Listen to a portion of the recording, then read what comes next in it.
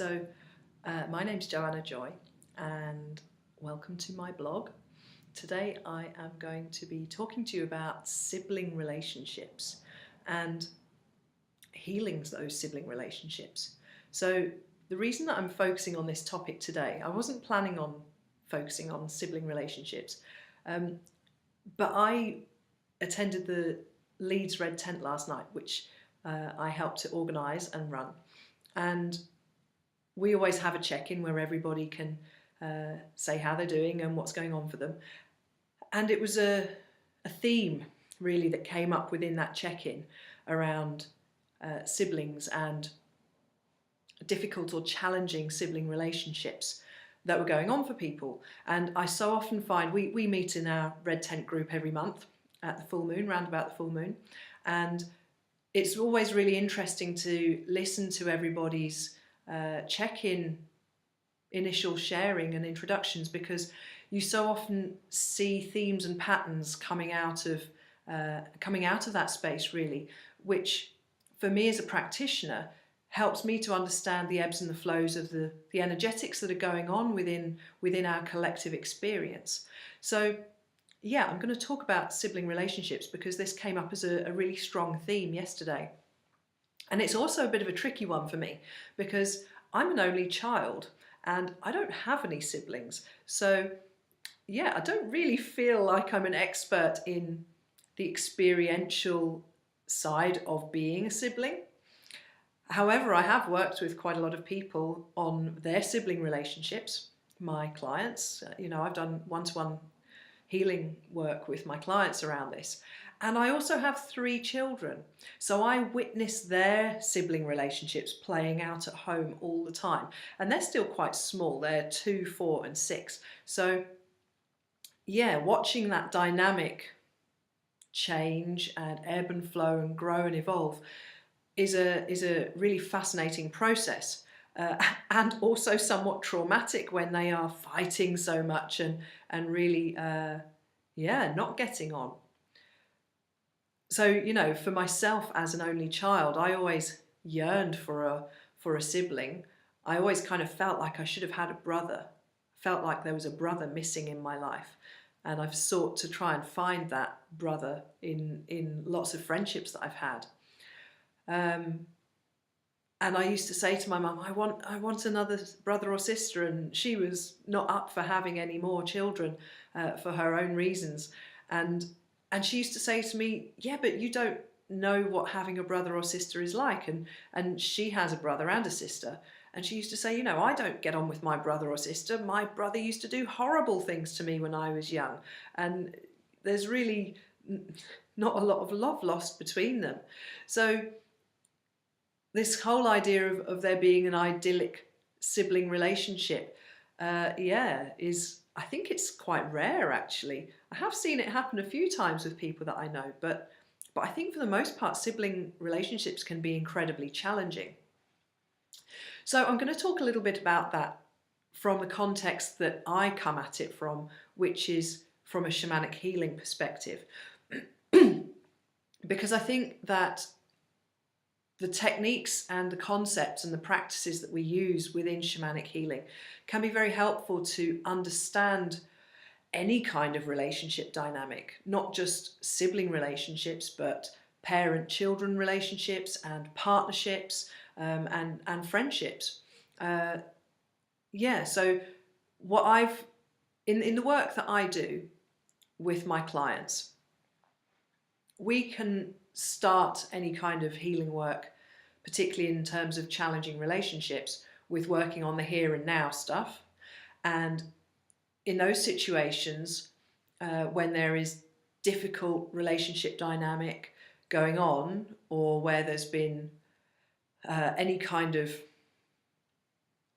abuse or bullying from one sibling to the other, we can use a number of techniques to kind of get to the bottom of this. And one of them is cord cutting. So cord cutting, when we have any kind of relationship with anybody, we establish energetic cords between one another.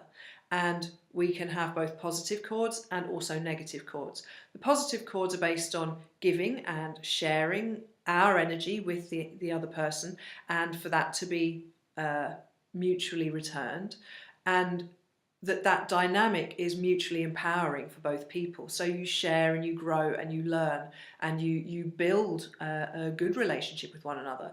And then negative energetic cords are based on stealing another person's energy. And this can be done through tactics of blame or shame or guilt or need or abuse of any kind, physical, emotional, mental, spiritual or sexual abuse. Coercion, manipulation, playing head games and those kind of tactics, or physical violence. So that is a way of stealing another person's energy. It's a way of stealing their life force. And once those cords are established between two people, then the direction of that energy flow generally just continues to happen. So even if you haven't seen somebody for years, I know of many situations in families where two people have broken contact. Even if you are not seeing that person anymore, you can still lose energy to them if there are energetic cords established between the two of you. So the first thing that we seek to do is cord cutting. If there are unhealthy dynamics going on, unhealthy relationship dynamics going on between siblings, in order to keep both parties energetically sovereign, really. In other words, holding their energy and not losing it or allowing it to drain away to the other person who is seeking to steal their energy. Now, the other dynamic that happens quite a lot is soul theft. And so within shamanic healing, we talk about soul loss happening, where a part of your soul can fragment or can break away. And sometimes this can happen through stress or trauma or grief. But soul loss can also happen through another person taking or stealing a piece of soul, which happens through them seeking to exert their own will over the other. When they seek to have power or dominance over the other person, they will steal a piece of soul in order to give them leverage, really, and to gain that control and that power over them. And so this is very, very common within families. Again, within dysfunctional relationship dynamics, which are often codependent or which are based on negative feedback loops, you end up with people stealing each other's energy back and forth, and also soul theft occurring. And so one of the things that I do within families, with any relationship dynamics within families, is to get the right soul parts back to the right people within those family situations. And this is very relevant for siblings, particularly if there is a very clear power dynamic between the two siblings, where one sibling is seeking to have power over the other. And you see this happening both in childhood, but also in adulthood. You know, this kind of dynamic, if it's established within childhood, it often continues through into adulthood. So seeking to address those kind of dynamics, which are the here and now, this lifetime dynamics, is very helpful. However, there are also kind of deeper underlying dynamics that can be present that we work with within shamanic healing. And the concepts which underlie these techniques that we use to sort it out on a deeper level are looking at soul contracts, which are contracts that two souls can make with one another to either make a vow or a promise or an oath of some kind between one another. For example, a marriage vow would be obviously not between siblings, but a marriage vow is an example of a soul contract that will carry over multiple lifetimes if it's not revoked or cancelled. So within a sibling relationship, you may well have two siblings have made a soul contract either in a previous lifetime or between lifetimes to play roles for each other in order to learn certain lessons. And it may be that one is playing the role of dominator and one is playing the role of submissive. I watched this happening between my own children, between my two oldest children. My eldest daughter, for quite a few years, really bullied relentlessly her younger sister, to the point where I could see that it was becoming really damaging. And I would talk to my eldest daughter about this and ask her, why are you doing this? What are you seeking to gain out of it? Really not trying to judge her or blame her or try and guilt trip her, but simply seeking to understand why she was doing it. And when she opened up to me about this, really she didn't know. She couldn't understand why she was motivated to be quite so horrible to her sister. And her little sister really started taking on very much this identity of a victim, a victimhood identity. So I started working with them on a soul level, and trying to establish whether there was soul contracts between them which may be underlying this dynamic. And sure enough, what I discovered was that there was a bullying, or what you might call a perpetrator-victim dynamic between the two of them. And so I did the work to clear and cancel those soul contracts between these two sisters. And lo and behold, their relationship just changed. It flourished, it turned itself around. And part of that, there are many ways that you can explain this if you want to rationalize this, which I know lots of people do, and I do as well. Gosh, relationships have so many different influencing factors, don't they? And especially when children are young, they're still developing and they're still growing and they're still learning about their own path and their own evolution of personality. So I'm sure that probably played a role as well in terms of my older daughter getting a little bit older and starting to be able to understand and take responsibility for her behaviour. But even so, I could feel that there was a big shift in the underlying, almost compulsive behaviour that she was displaying to relentlessly bully her little sister. So that was really, really amazing to witness within my own family. In terms of changing the dynamics between these two siblings. It was very powerful. And I watched the same thing happen between my middle daughter, the second child, and her younger brother, because her younger brother, who's only 2, spent the last year of his life relentlessly bashing her over the head with any toy that he could get his hands on, really, usually heavy metal toy cars and things like that. And so she was not only getting it from her older sister, but she was also getting it from her younger brother. So again, I worked on the soul contract dynamic to try and clear this pattern of Ivy just constantly getting hit in the head. It was like a multiple times a day occurrence where she was getting bashed in the head. And I did work on her personally and also on the relationship dynamics. And what I discovered was that she was carrying a pattern from a previous lifetime where she had had her head caved in, actually. She'd been killed through having her head smashed in. And so she was carrying a pattern, an imprint within her energy field of having this serious damage to her head. But there was also a soul contract running between her and her little brother around, again, this perpetrator and victim dynamic. So Ivy was playing the role of victim for both her sister and her brother. And her sister and her brother were both playing the role of perpetrator for her. So this was a soul contract level thing which had been running across multiple lifetimes. And when I did the work to clear all of that, Ivy's life got so much easier. She is no longer the victim in her sibling relationships.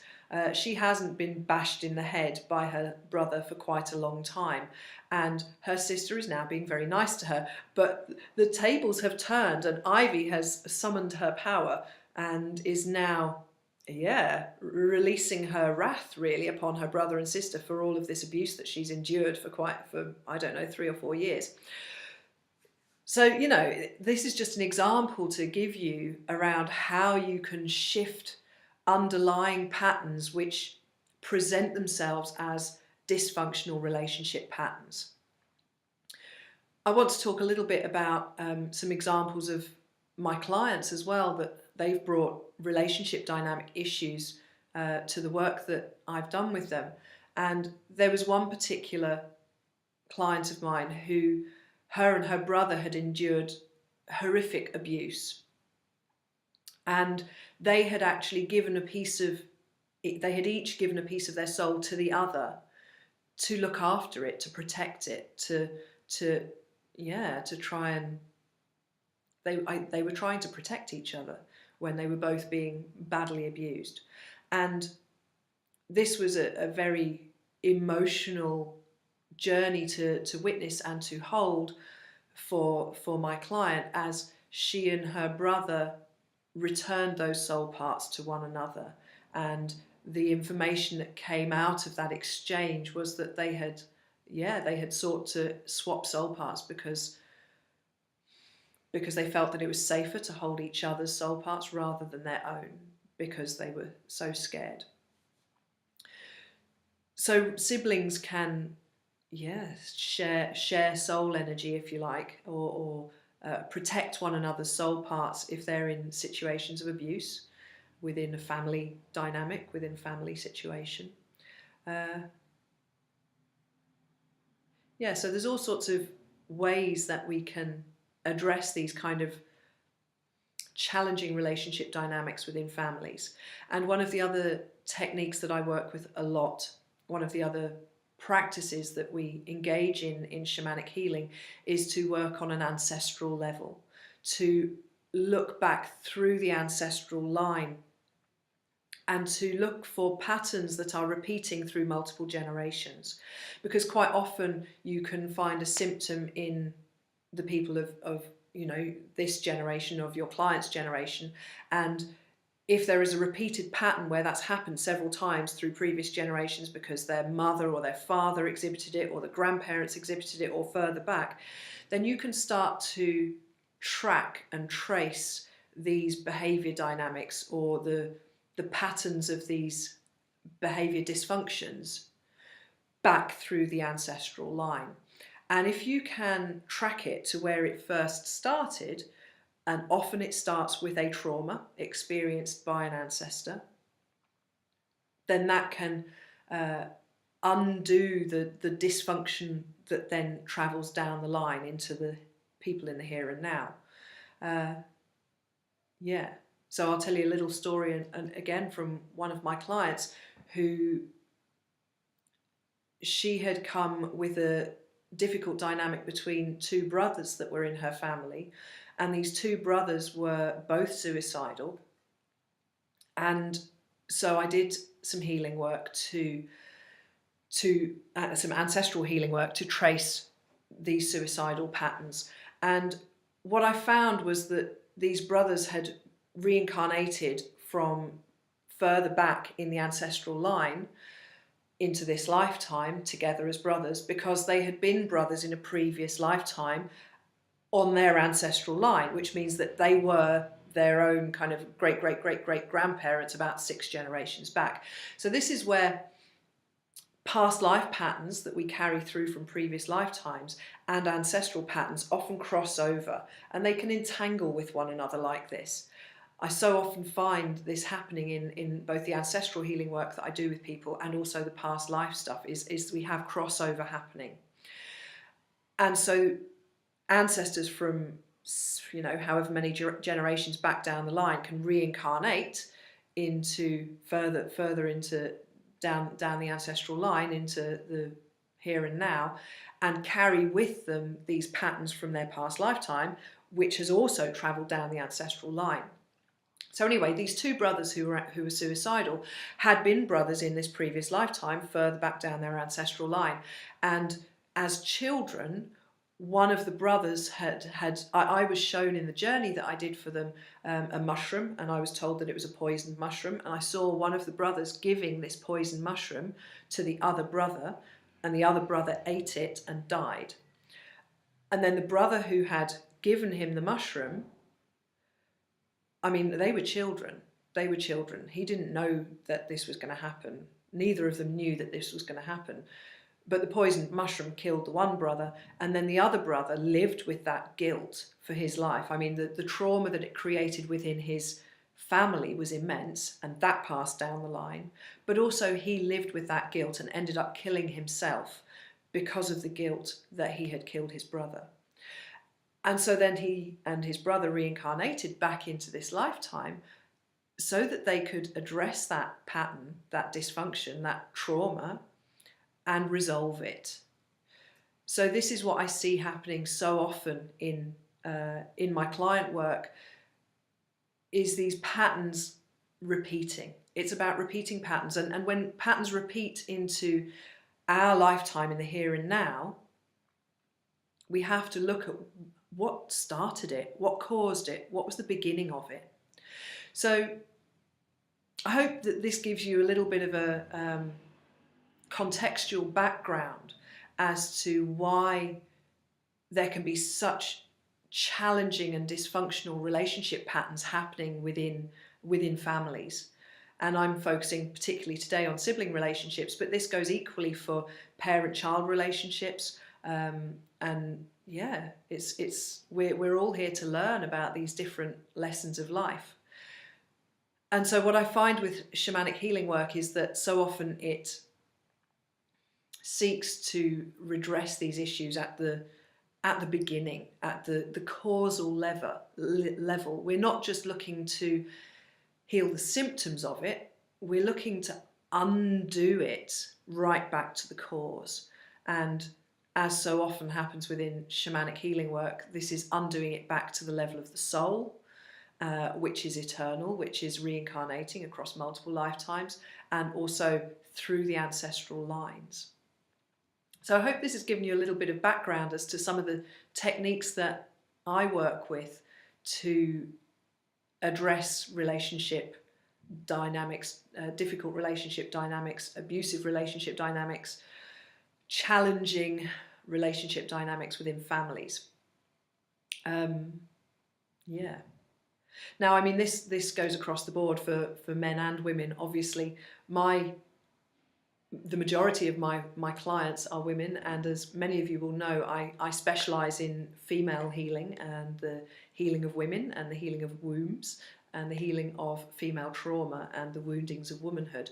So because this is my specialism, my speciality area, this is kind of what I have set up a new arm to my work, a new project for my work, which is called Heal Your Womb.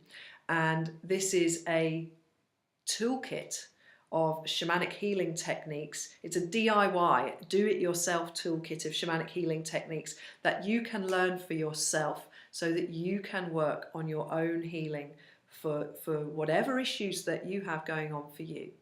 And so this is a very comprehensive toolkit of techniques which include power retrieval and shamanic extraction and soul retrieval, cord cutting, soul contract revocations.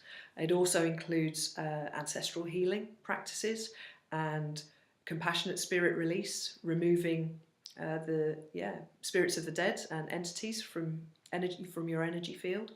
And it also includes womb blessing and initiation rites, as well as menstrual rites that you can practice on a monthly basis for the healing of yourself and to really empower yourself to reclaim your power as a woman.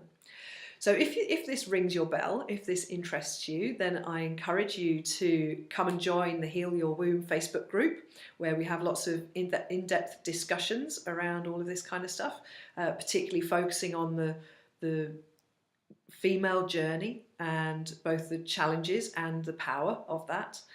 And if you are interested in my online courses, then you can go to my website at joannajoy.love and check out my online courses. On the homepage, you'll see a link there for the online course. I am launching it now enrollment has started, which I'm very excited about. So if you are watching this going, oh, lots of this is ringing bells for me and I think I could do with some of that, then come and enroll on the online course. I'm doing an early bird offer of £150 for you early birds before the 5th of March. The 5th of March is the end date for the early bird offer, and after that it's going up to £200. So if you want to come and do my online program, then that's great. I'm also running a real life program which is covering the same content and topics, and that is in Leeds in West Yorkshire in the UK, and that's also across 10 modules across a year. Both of these programs are year-long programs, 10 module programs which will last through the year, so that you have time to actually do all of the practical work and integrate it and implement it. Because shamanic healing is not a fast process. It takes time to work through all of this stuff. We're working at very deep levels within this work, and if you rush it, you can wobble yourself a bit. So, you know, it's paced over a whole year so that you can take it steady and take it easy. So yeah, please come and join the online program, or if you just want a little taster to see if this kind of work gels with you, if it resonates with you, then there's a couple of options there. You can come and again, on the homepage of my website at joannajoy.love, you can click on the free drum journey, and that will give you a 10-minute drum journey just to see if you like the whole process. And if you want to do the little mini course, which is a bit more of an introduction to shamanic healing techniques and some background information, a bit of history about shamanic healing practices, and also how we do this healing work, also with a drum journey which includes extraction and power retrieval and soul retrieval, then you can do the mini course to see if again, you know, this work resonates with you, because it doesn't resonate for everybody. Some people find this far too out of their zone of reality, and that's okay, that's fine. But I know that a lot of this work resonates very deeply for people on a heart level and on a soul level. So I look forward to working with you if the time is right and the prevailing winds are favourable. I'm going to go now, and I look forward to speaking to you again soon. All right, take care. Bye-bye.